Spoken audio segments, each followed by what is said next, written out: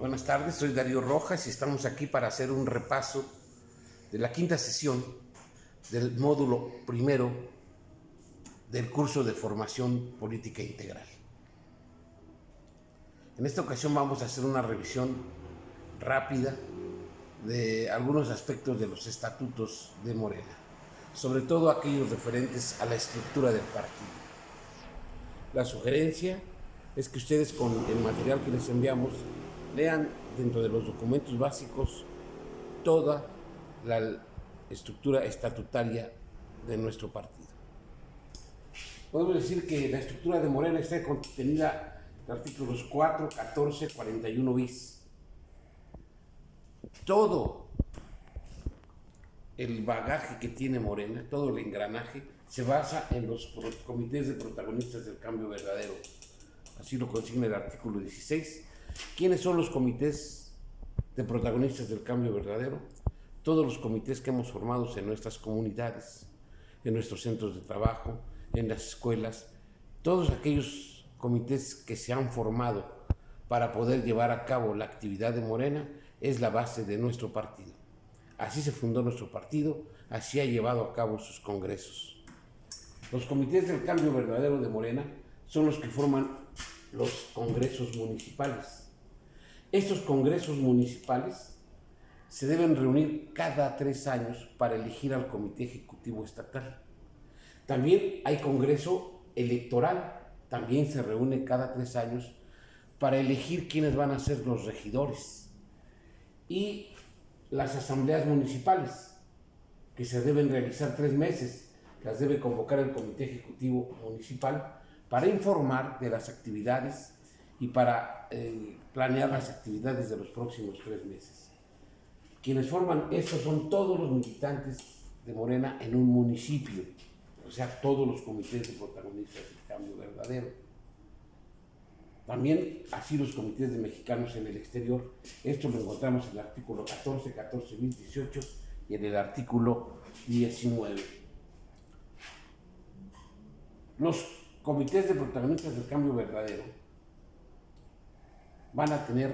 se van a formar de 5 a 60 miembros. Van a tener 2 representantes que son quienes van a tener contacto con el Comité Ejecutivo Municipal y en su caso con el Comité Ejecutivo Estatal para llevar toda la información y organizar todas las actividades que Morena realiza. También los protagonistas del cambio verdadero van a participar en un congreso distrital, es decir, cada distrito.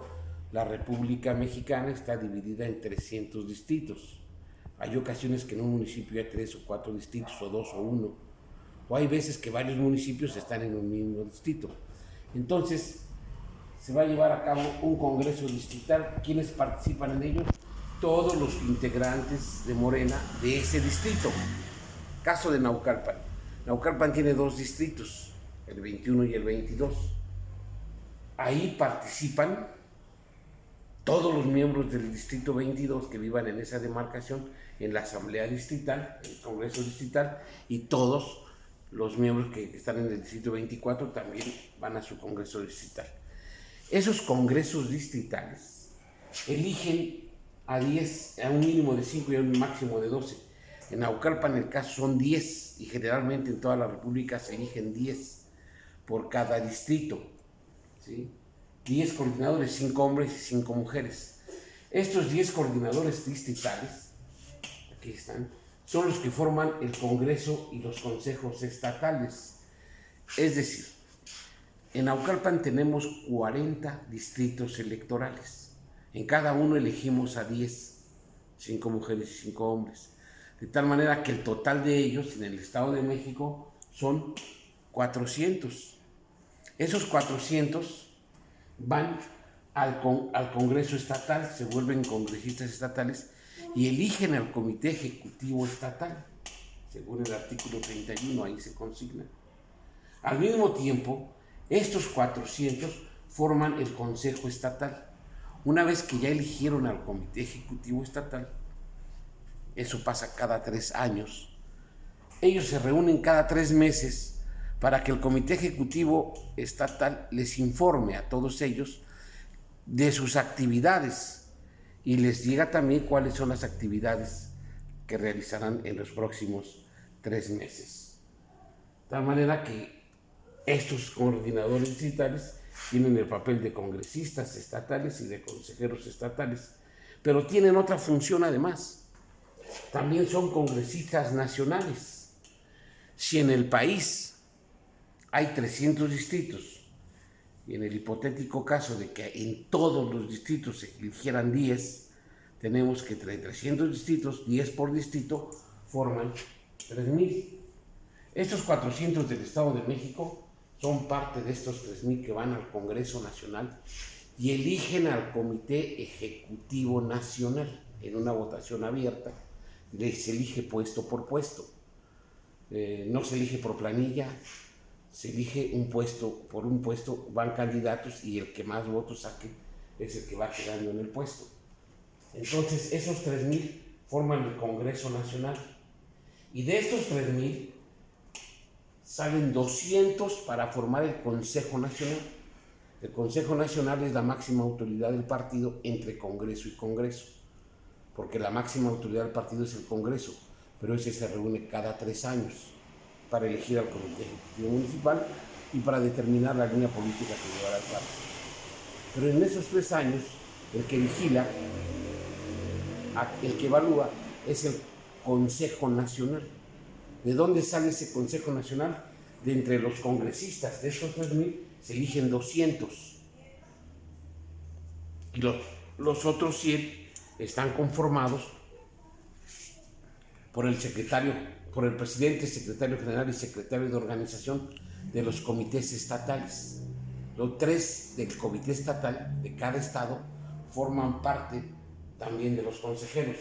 Son 96, entonces tendríamos 296, más 4 de los mexicanos, de los comités de mexicanos en el exterior, forman los 300 consejeros nacionales. Este consejo va a funcionar y va a sesionar con la mitad más 1, es decir, con 151 como mínimo, para poder sesionar y tomar acuerdos. Entonces, así se elige el Comité Ejecutivo Nacional, así el Comité Ejecutivo Estatal, así el Consejo Nacional y así el Consejo Estatal. Muy bien. Ahora, además del Consejo, del Comité Municipal, de las asambleas, congresos, todo, Morena tiene otros estatutos que marcan, por ejemplo, la creación de la Comisión de Ética Partidaria. ¿Sí? En el artículo 30 está esto, para vigilar que los miembros de Morena que ocupan algún cargo, ya sea de elección popular o al interior del partido, cumplan con los principios éticos. La Comisión Nacional de Honestidad y Justicia, que se va a elegir de entre los consejeros nacionales. Esta Comisión Nacional de Honestidad y Justicia, que está regulada en el artículo 40, 47 y 49, es quien tiene la labor de vigilar que se cumpla cabalmente con la vida estatutaria del partido. Tiene la facultad de aplicar sanciones a quienes no cumplan con esos preceptos. Además de eso, el Consejo Consultivo, según el artículo 89, estará formado entre 50 y 250 personas, que son personalidades a las que se invita, destacadas del ámbito de la ciencia, de la política, de las ciencias sociales, de las ciencias naturales y de la literatura, del arte, etc. Personajes destacados que servirán para consultar y hacer sugerencias al partido sobre su actuación. Y la Comisión Nacional de Elecciones, que se elige cada 3 años, para que pueda establecer los métodos y vigilar los métodos de cómo se van a elegir los candidatos a los puestos de elección popular en cada municipio, en cada estado y a nivel nacional. ¿Sí? También existe el Instituto de Formación Política, que está regulado en el artículo 72 y 74.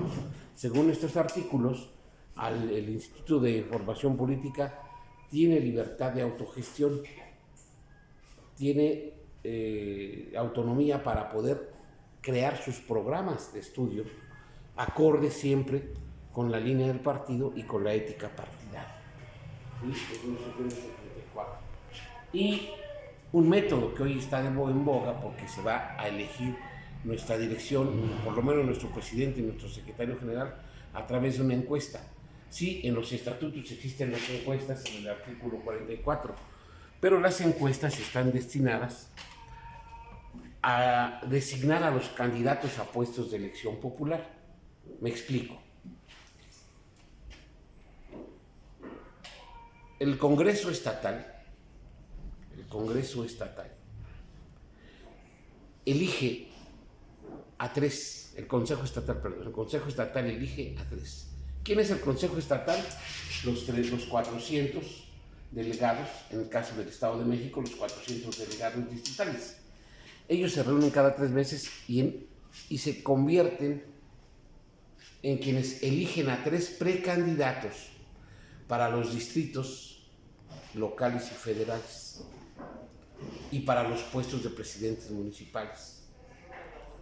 El comité ejecutivo se reserva el derecho de proponer a otros 2.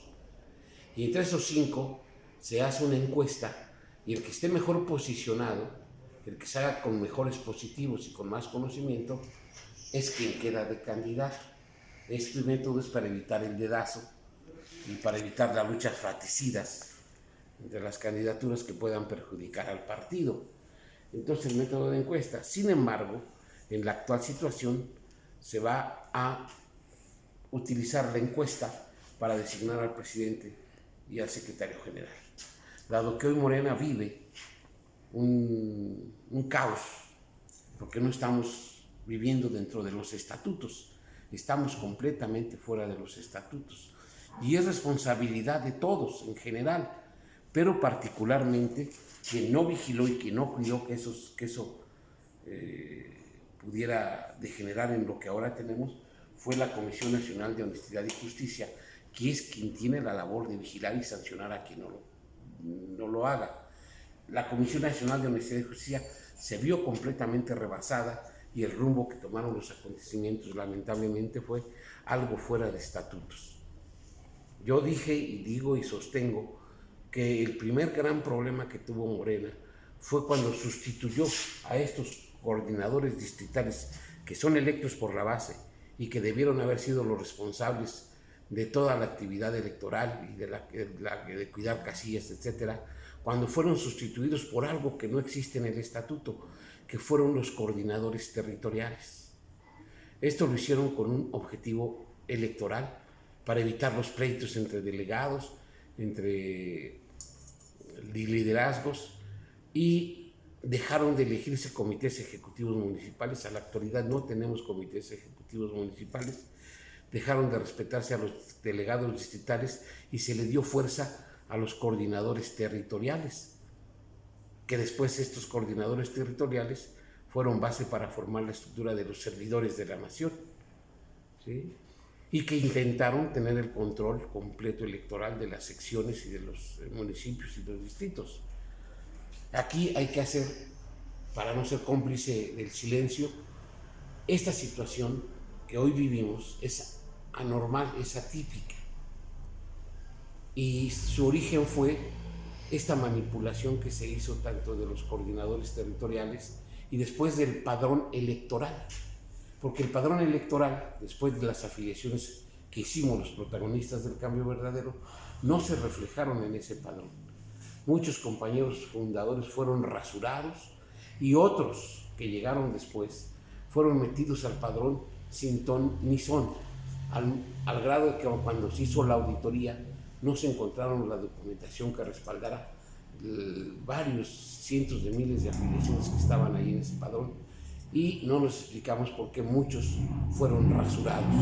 Esta manipulación del padrón generó la protesta de muchos militantes cuando se hicieron las asambleas distritales en octubre del año pasado, y fueron invalidadas por el INE por esas protestas, por el tribunal, por el Supremo Tribunal Electoral, fueron anuladas, y por eso Morena se encuentra en esta situación. El propio tribunal nombró a un interino, cosa que tampoco existe en los estatutos. pero dada la situación de anomalía que había, en donde la presidenta era una mujer que era la secretaria general, y cuando se fue Andrés, que era el presidente del partido, a ocupar su cargo de presidente de la República, ella quedó en sustitución porque así lo marca el estatuto. Pero el término terminó y no se pudieron hacer las asambleas de renovación. Entonces, Morena quedó en una situación, le llaman los abogados sub iudice, o sea, indeterminada, y el tribunal tuvo que intervenir y decir, bueno, como acabó el periodo de Yeicol, nombramos un interino, que es Ramírez Cuellar, que previamente habían hecho un congreso, un grupo de consejeros que tienen la facultad, esos consejeros, si tienen la mitad más uno, pero hubo ahí muchas anomalías, muchos compañeros que ya no podían ser consejeros porque eran funcionarios públicos, otros que no eran consejeros y fueron a sumarse a las filas, e incluso la duplicación de firmas que el tribunal marcó a la Comisión de Honestidad y Justicia, y que la Comisión de Honestidad y Justicia no procedió en ningún momento. Ese congreso propuso un interino, el tribunal le da la facultad al interino de ocupar el cargo, pero le da plazo de 4 meses para ordenar el padrón electoral y que Morena vuelva a su estructura estatutaria. Sin embargo, esto no fue posible por algunas razones. No hubo tiempo de hacer el padrón electoral, si le agregamos la pandemia, la polémica siguió, y entonces Morena quedó en una situación, se le acabó el tiempo al interino y volvió a quedar en una situación indeterminada, y el tribunal decidió que para que Morena pudiera tener una vida institucional, el presidente y el secretario general se podían elegir por una encuesta, que era un método que el partido contempla, y que como no se habían puesto de acuerdo y no había condiciones para hacer las asambleas distritales, entonces por una encuesta se podía definir secretario y presidente del partido mediante una encuesta. Pero todo esto que está pasando está fuera de los estatutos, de tal manera que Morena tiene que volver a sus estatutos. Más allá ya de buscar culpables de por qué pasó, claro que hay que hacer una autocrítica.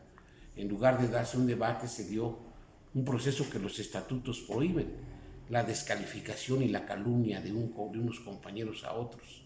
Eso no debe repetirse. No podemos denostarnos entre nosotros, pero sí establecer un debate fuerte, firme, pero no sin denostaciones y sin calumnias a los compañeros. Es algo que también debemos aprender de este proceso. Entonces, vamos a entrar en una situación atípica. Se va a designar presidente y secretario general por una encuesta, y quien quede debemos apoyarlo para que esos que queden puedan volver a Morena a la vida estatutaria. Es decir, que se creen las condiciones del padrón electoral para que todos nuestros militantes participen y puedan elegir a los nuevos congresistas distritales el año que viene, y se realicen nuestros congresos y volvamos a la vida estatutaria. Hasta aquí podemos dejar la explicación de cuál es la situación actual de Morena y qué es lo que principalmente establecen los estatutos en cuanto a la estructura de Morena. La sugerencia es que lean los estatutos y vayan viendo todas las cosas que dicen en cuanto a la línea política, en cuanto a la ética partidaria, en cuanto a la formación, que es otro de los conflictos. El Instituto de Formación Política, como se establece que hay autonomía y autogestión, creyeron que ellos eran algo aparte, pedían que Morena les diera la mitad del presupuesto, que así lo dice el estatuto, para ejercer la formación política, y entonces ellos hacer su escuela aparte. No, la autonomía de gestión se refiere a que ningún miembro del partido, por dirigente que sea, les puede imponer que den o que sigan la conducta que él quiere. No, la conducta del Instituto de Formación es formar política y ideológicamente a todos los miembros de Morena. No puede ser algo aparte, es parte de la línea política del partido. Entonces, eso también generó un conflicto, porque querían actuar aparte. Entonces debe de quedar en claro a qué se refiere esa autonomía y esa autogestión, que no es a separarse del partido, sino es en cuanto a los programas de estudio. Entonces, todo esto debemos corregirlo Todo esto debemos hacerlo con la elección de los próximos dirigentes y nosotros unir fuerza, no dividirnos en nuestros comités de base, que las candidaturas que vienen no nos dividan, tratemos de proponer y de que se elijan a los mejores compañeros, a los más preparados, a los más comprometidos. Entonces, no actuemos como facciones ni como grupos, porque vemos que eso debilita al partido y lo ha llevado a una situación de esta naturaleza. Espero que con esto haya quedado claro la parte de la estructura del partido y complementado con la lectura que se les sugiere, que puedan tener la visión completa de cuál es la estructura estatutaria de Morena. Muchas gracias.